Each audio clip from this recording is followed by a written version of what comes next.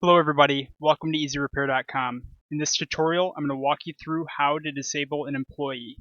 First, go over to Support, and then go to Manage Team. Then go to Look at your employee list. It'll list all of your employees. I'm going to disable Billy Joel here. Hit Disable User. It'll ask, are you sure you want to disable? I'm going to hit OK. This next screen, it's going to ask you, who do you want to assign all of Billy Joel's requests to? So you have to choose an employee who will be assigned all of their open requests so that nothing gets lost in the process. So I'm going to go ahead and choose John Doe. This will also update your request routing table. Then I'll go ahead and click Submit.